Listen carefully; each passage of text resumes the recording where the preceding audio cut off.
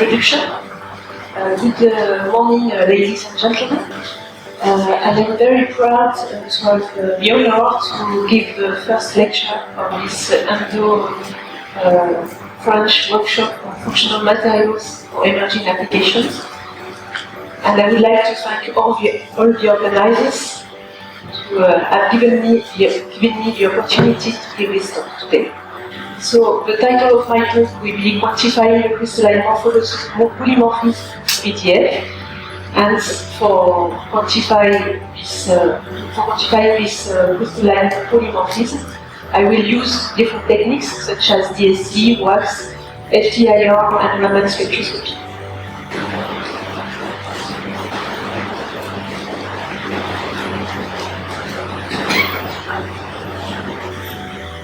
So where do I come from? I come from France, as you have seen by my French accent.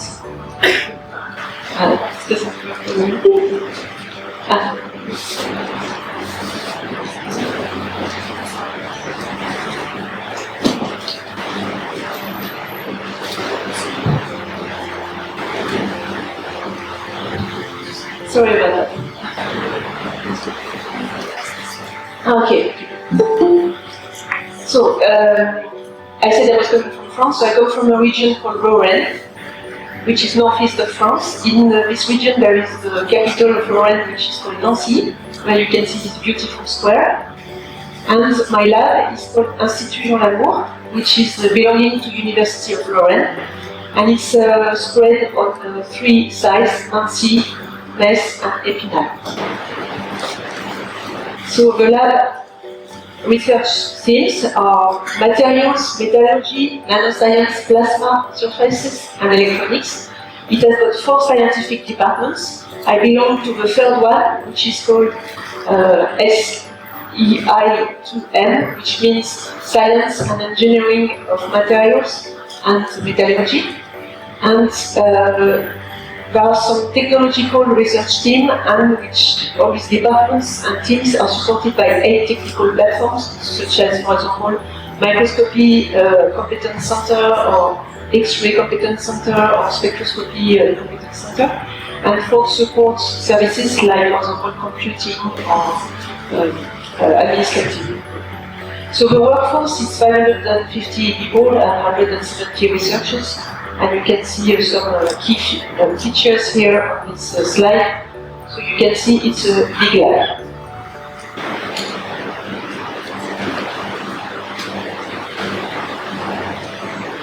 So the work I am presenting you is in collaboration with Mahatma Gandhi University. This collaboration has been set up since almost 15 years with Professor Didier Rouxel, and I joined the collaboration 6 years ago. So this collaboration is part of the CEFIPRA project, and it belongs as well in the frame of International Research Partnership, which is called APUNAMA, which is financed by the CNRS. So these are the people who are part of the organizing of a research team. So Professor Didier Rouxel, Srilakshmi, Maite, and Marc Rousseau, who is responsible for our team. And we work with Professor Nandana Markellarikal, with Professor Sabo Thomas, and Chitra Leka. So the outline of my talk will be the following. So first I will give you an introduction of the context and the use of the PDF. Then I will talk about the different elaboration process of the PDF materials we have used in order to have different polymorphisms in order to be able to quantify it. And I will talk about all the techniques that we have used and that we are going to compare to calculate the crystallinity ratio and quantify all the crystalline phases which are in the PDF and the electroactive phase, which is very important for this material. So we have used thermal analysis, which is classical, differential scanning calorimetry analysis, wax analysis for the structural analysis, so diffraction, X-ray diffraction, and vibrational spectroscopy with FTIR and Raman spectroscopy. Then I will conclude my talk and give some perspectives.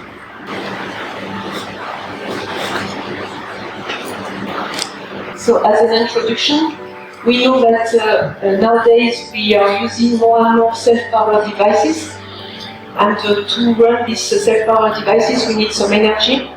So these self-powered devices have to be portable, they have very small size, and they have to be able to be integrated with other devices. So in order to run them with energy, we know that nowadays we have got less and less fossil energy, so we need to find energy from other sources, and this energy has to be sustainable. So the sustainable energy harvesting, in order to harvest the maximum energy in a sustainable way, the idea is to recover some lost mechanical heat, full heat or other form of energy through what we call multifunctional nanogenerators. So in these nanogenerators that you can see here, for example, some example that you can have with motion, for example, or with breathing, or with walking. This energy can be stored and can be harvested and produced in order to run some small sensors, for example. To run these sensors, we need some electroactive materials, and the two main family of electroactive materials are ceramics and polymers. Ceramics are very brittle, it's the main defect, but polymers are good candidates in order to get these electroactive materials. So electroactive polymers are the main one, which the most famous one is polyvinyl chloride, PVDF, and it's copolymers. So PVDF is flexible, it has got enhanced mechanical strength, lightweight, it has got a high voltage sensitivity, thermal stability, and it's biocompatible. So you can find two references here. The one which is by Shrelakshmi, which is a review on PVDF and the use for nanogenerator, and the second one here, which is recently published polymer by Chitra, who is going to talk to you about this kind of nanogenerator with multifunctional properties. So Shrelakshmi and Chitra will give some talks on the third day of this conference. So you will see applications of this type of sensor. And me, I'm going to concentrate on the matrix, the PVDF matrix, which is in this multifunctional nanogenerator. But we need to know very well this matrix in order to be able to quantify all the phases, the crystalline phases which are inside. As you can see, there are 5 phases, crystalline phases in PVDF. This is the formula of PVDF, CH2CF2. It's a thermoplastic fluoropolymer. It has got various applications, and from energy to harvesting, and up to health, export, and so on. And the dominant existence of one of the 3 first phases is required for these electroactive applications. It's the beta phase and a small some gamma phase as well, but the main one is the beta phase, which is going to give the piezo, pyro, and triboelectric characteristic in order to get these properties of energy harvesting and sensing application. So the crystallinity and the fraction of phases depend on the sample fabrication techniques and the post-treatments. So it's very complicated to know which form we have, in fact, the PVDF according to which thermal treatment or which elaboration process PVDF has undergone. So here in this diagram you can see different possibilities, and you can see that, for example, you get this form alpha if you get from solution or from the bed, and according to if you are slow cooling or rapid cooling, you're not going to get exactly the same phase. So coexistence of phases can occur in any of these methods of treatments or mechanical treatment as well, because by stretching the polymer very fast, you can get with some fast crystalline phases which are different. So it's very important to have a precise identification and calculation of each fraction of phase in this polymer. So how do we do? we have got 3 phases, and we want to quantify the fraction of it. So I'm going to do a bit of literature data. So there are 2 techniques which are very well known, FTIR and WACS, in order to quantify the phase and the continuity ratio. These are the formula which are used. And you can see a different, some FTIR spectra. And here you can see as well that you have got some problem with amorphous contribution. So the amorphous contribution is not very well done, and the reference paper is this one. So there are some tentative assignments in the literature, and not everybody agrees on the assignments of each band will be related to alpha, beta, gamma, or alpha alone, etc. Because there is the problem of the amorphous contribution. So how do we get an idea of this amorphous contribution? And you see here for the alpha form, the beta form, the gamma form, you have got different, all the phases are the same spectra for each phase, and if you get different crystallinity ratio, you have got all the crystalline phase in the same crystallinity ratio, and they are not obviously dependent on the amplitude is obviously dependent on the crystallinity ratio. So you can have the same bands in the case of sample with different crystallinity. So this is tricky. How do we do? So the second technique that we can use in literature now is WACS, wide angle X-ray scattering. So this is well known in the literature. You have got some diffraction peaks, diffraction plane, which are characteristic of each phases, 2 theta position, so you can distinguish alpha, beta, and gamma. These are the formula which are used, but there is a problem with the contribution of different phases and planes. For example, the diffraction peaks corresponding to different phases are very close. So how do you distinguish them? And several planes of the same phase have diffraction peaks which are close to each other. So how do you do to distinguish them? So what I'm going to show you is the work of Lakshmi, who is finishing her PhD at the moment. She has submitted her PhD. She's going to take the Viva on the 24th of April.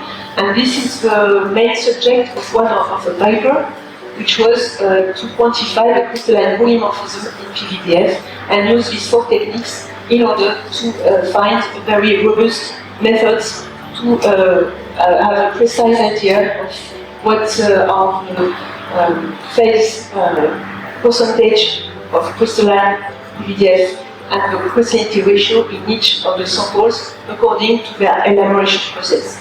Material elaboration, so in order to be able to test all the techniques, we had to process different PVDF. So we did, for example, PVDF pellets and PVDF powder dissolved into a solvent, 2 solvent casting films. So the 2 solvents which have been used are cyclopatanone and 1-methyl-pyroledone. So it will be called PVDF CP and PVDF NMP in the rest of my talk. And the second elaboration process which will be presented will be hot pressing. So we take a PVDF plate and we press it, and we get a sample. And the third elaboration process will be electrospinning, which is really the main one. And with this electrospinning, we are able to obtain some fibers here which are enrolled on this drum. And this technique is the best in order to get the best electroactive fraction, the best amount of beta phase. So we are going to compare all these techniques. So first I will start by DSC. So these are the DSC thermogram that we obtained, and you can see that we are able to spot where the glass transition is. We are able to spot as well the melting behavior of our PVDF in the different elaboration processes. You can see that we have got some primary crystallization and some secondary crystallization. So all this has been carefully studied. We have calculated the crystallinity ratio, and we compare here by DSC all the elaboration processes. You can see that PVDF cast film with this CP solvent is the one which gives the highest crystallinity ratio. So WACS analysis, now quantification according to all the elaboration processes will give these diffraction patterns and we have been able to identify the alpha phase, the beta phase, and the gamma phase in all the different elaboration processes we get.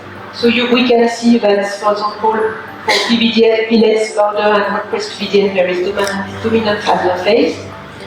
But for PVDF CP, there is dominant alpha phase as well. For electrospun PVDF, there is a dominant beta phase, which is as expected. And for PVDF NMP, there is dominant gamma phase. So with Wax analysis, what is very normal to do is to calculate the proximity ratio by subtracting the amorphous halo, which is implied into the PVDF, because PVDF is semi-crystalline, so it has the amorphous and the crystalline part. So with all these diffraction patterns, we are going to do some deconvolution, and we are going to subtract the amorphous halo, and we are going to calculate the proximity ratio with this formula. So here you have got the results, and we compare it with the DSC results, because DSC gives you as well a proximity ratio, but the mass proximity ratio, and Wax gives you a proximity ratio in volume. Okay, so we compare the two techniques, DSC in blue and Wax in pink, and you can see that they are almost in agreement with each other, and that the volume-based proximity by Wax is always a little lower than the mass-based proximity given by DSC, which is what we expected. And we can see as well that the highest proximity ratio is obtained from the solvent cast from the CP solvent. So now let's have a look at FTIR. So in order to identify all the phases, here you can see some dominant, sorry I go too fast, some dominant alpha phase for PVDF, pellets, powder, and hot pressed PVDF. You can see a significant fraction of beta phase in some of the FTIR spectra, and you can do some dominant. You can see some dominant alpha phase, PVDF CP, a dominant beta phase, and significant fraction of gamma phase in electrospun PVDF, and dominant gamma phase in PVDF NMP. Significant fraction of beta phase in PVDF NMP as well. And from FTIR, after you need to do the phase quantification or proximity ratio calculation. But what do you need? The amorphous phase contribution. So what we have to do is to heat the sample into a one cell in the FTIR spectrum, and with different kind of temperature we go to the spectra, and like this we know the reference spectra of a melt, and we can use this reference spectra in order to recalculate all our phase quantification and proximity ratio. So there is a good work of deconvolution and fitting of the curves which gives rise to this. So here you have got the amorphous curve in purple and the amorphous bands which have been deconvoluted, and from all these calculations we can get very precise quantification of the proximity ratio. So the same ratio is maintained while treating the spectra of the different samples to maintain the same amorphous profile, which gives a very nice calculation and precise. So here you can see all the different elaboration samples with their FTIR spectra and the gamma and the beta phase, which is the spotted and the alpha phase. So in sample with having no other defined gamma bands, the position of the electroactive bands is around 840 wave numbers, which is around here. And in electrospun films, there is a slight shift to 838 wave numbers and a shoulder which is around 830. For PVDF NMP, there is an electroactive band maximum which is at 832 wave numbers and a shoulder around 838 wave numbers.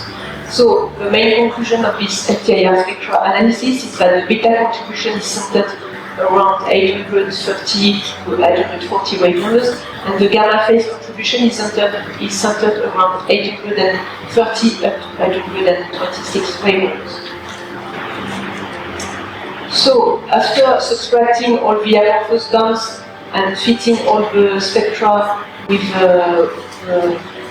subtraction of the amorphous bands, we can get the phase amplification using all these equations. So this is the total crystallinity ratio, and this is the fraction of alpha, beta, and gamma phase, and you can see how it has been calculated. So these are all the results. So here you can see the fraction of the phases as a function of all the elaboration processes, PVDF, the total crystallinity in light blue, and all the fraction of the alpha, beta, and gamma phase in all the other colors. And here you can see the same diagram but multiplied by the total crystallinity ratio. So what we can conclude from this FTIR very thorough studies is that the highest fraction of beta phase, the lowest fraction of alpha phase, and the lower fraction of gamma phase is obtained by electrospinning. If you look at electrospinning, it's here. You can see here, for example, the beta phase, this green light is the highest here. And even if you multiply it by the crystallinity ratio, you get the highest electroactive phase, which is the most important for our application and generator. So now I switch on to the next vibrational spectroscopy technique, which is Raman spectroscopy. So you know that Raman spectroscopy is complementary to FTIR spectroscopy because it doesn't have the same physical principle and it doesn't get the same selection rules. So in fact, we can get some complementary information to FTIR. And Raman analysis is very versatile and it's non-destructive, so sometimes it's easier to use than FTIR spectroscopy. So you know as well that in order to study a vibrational bands, you need to know the position, you need to know the amplitude, and you need to know the full width at half height. So here you can see the Raman spectrum for all the elaboration process of PVDF. So PVDF, PLS, powder, and all-pressed PVDF shows that there is dominant alpha phase, significant fraction of beta phase, with these bands here, which are in the spectra. For PVDF CP, there is dominant alpha phase. For electrospin PVDF, dominant beta phase. A significant fraction of gamma phase. PVDF NMP has got a dominant gamma phase and a significant fraction of beta phase. And the strongest contribution from all the phases are between 780 to 920 wave numbers. And this is what we are going to call the representative region, which is here, or this is the representative region. So from this representative region, and of course, like FTIR, subtracting the amorphous contribution to all the Raman spectra, because as in FTIR, we need to melt the sample and record the melted Raman spectra at 100 degrees Celsius in order to be able to subtract the amorphous contribution in a very precise way. So the same ratio again is maintained to all the spectra in order to maintain the same amorphous profile.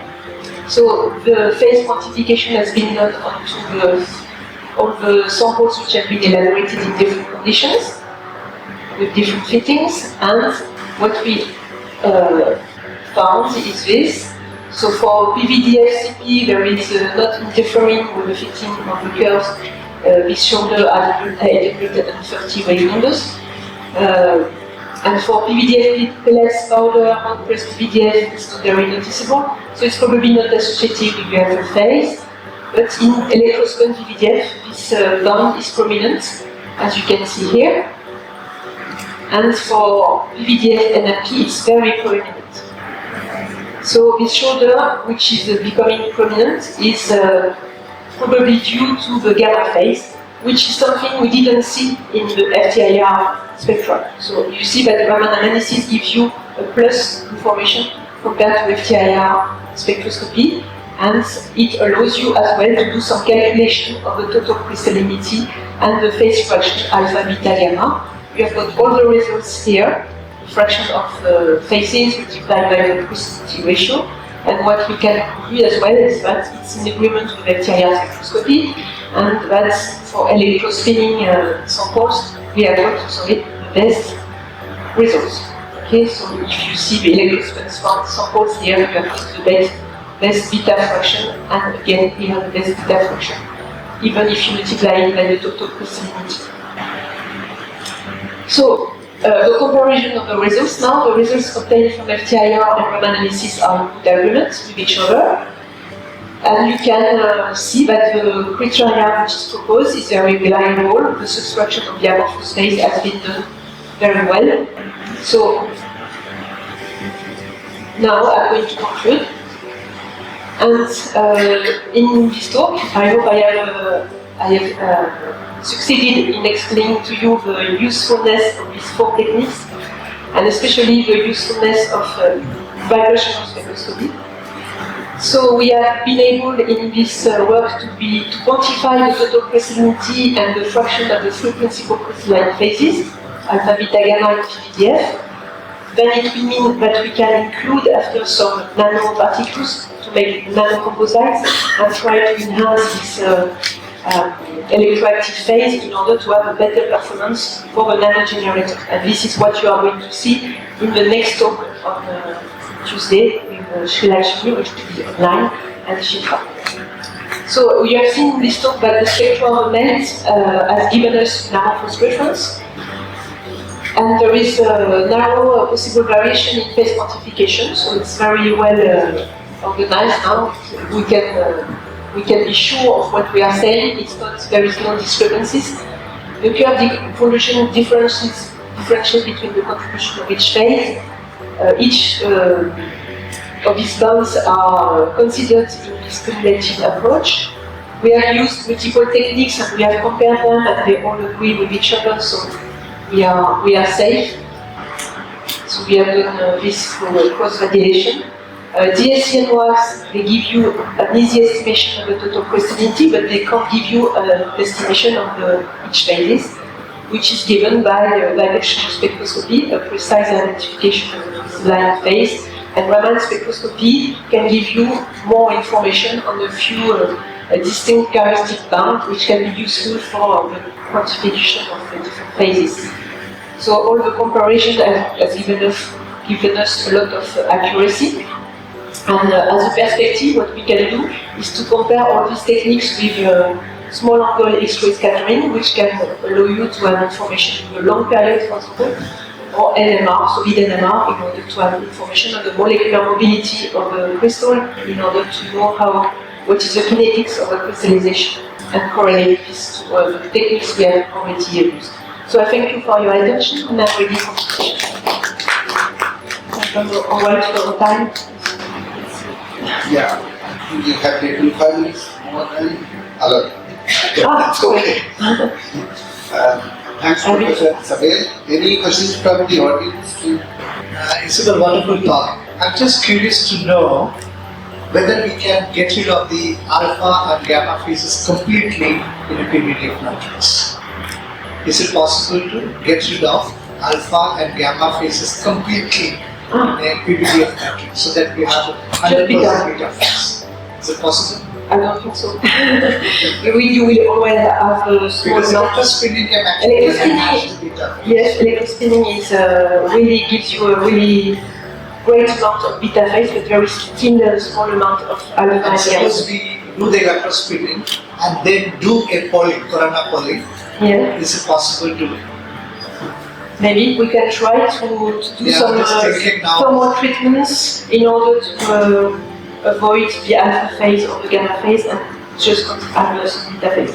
But we need more time, more treatments, so maybe industrially it's Maybe I could really try because I have a corona polling unit in the lab. Ah yes, it would be nice to try this. Wonderful talk, thank you.